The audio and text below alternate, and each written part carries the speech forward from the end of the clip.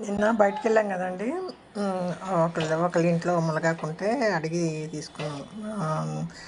ఇట్లా లేతగా ఉన్నది తీసుకోవాలండి. మరీ ముదురుగా తీసుకుంటే చేదుంటది. మీరు అప్పుడప్పుడు కొత్త చిగుర్లుంటాయి గదా! అది ఇరిసి తెచ్చుకున్నాము.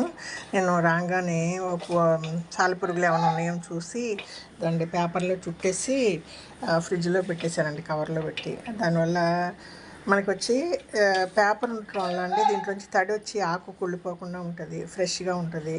ఆ పేపర్ ఉండటం వల్ల అండి మనకి దీంట్లోంచి నీళ్ళు వచ్చినా కూడా పేపర్ లాగేసుకుని ఆకులు ఫ్రెష్గా ఉంటాయండి. మీరు అలాగే డైరెక్ట్గా కవర్లో పెట్టారనుకోండి, దీంట్లో వచ్చిన వాటర్తోని ఇది బ్లాక్ అయిపోతుంది. ఏదో కొంచెం కరివేపాకు కూడా తీసుకొచ్చా, దీంట్లో కూడా సాలిపురుగులు ఏమైనా ఉన్నాయో చూసి పేపర్లో చుట్టాను. ఏదో ఇప్పుడు దీంట్లో అండి ఉసిరికాయ, నేను ఇది కరివేపాకు, ఉసిరికాయ, కొంచెం జీలకర్ర, కొంచెం అల్లం ముక్క వేసుకుని ఇది పసుపు వేసుకుంటాను. ఇంట్లో కొమ్ములు పట్టించిన పసుపు వేసి తాగుతుంటే జుట్టు పట్టడం చాలా కంట్రోల్ అయిందండి. దానికోసం అడిగి తెచ్చుకున్నా.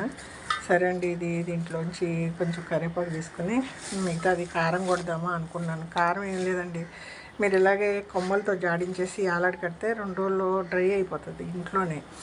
దాంట్లో ఎండుమిరపకాయలు, జీలకర్ర, ఎండుమిరపకాయలు కొంచెం వేయించుకోవాలండి. దాంట్లో ధనియాలు కూడా వేసుకోవచ్చు.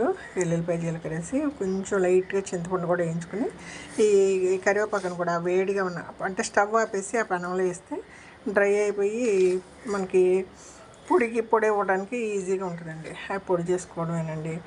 ఇంకా ఇదండి, ఈరోజు మునగాకు తెచ్చిన రోజే వండుకోవాలండి, లేదంటే దాని వాల్యూస్ పోతాయి. మా వారికి బాగా ఇష్టం. దీనికి ఏదండి కొంచెం ఏరుశనగపప్పు అన్న, కొబ్బరి, కందిపప్పు ఏదైనా యాడ్ చేయాలండి. లైట్ చేదు ఉంటుంది, డైరెక్ట్గా తినలేము. నేను వేరుశనగపప్పులు వేయించి పొడి చేసి పెట్టుకున్నాను అండి, అది వేసుకుంటాను. ఉంటే కొబ్బరి వేసుకోవచ్చండి, లేదా కందిపప్పు ఉడికేసి వేసుకోవచ్చు.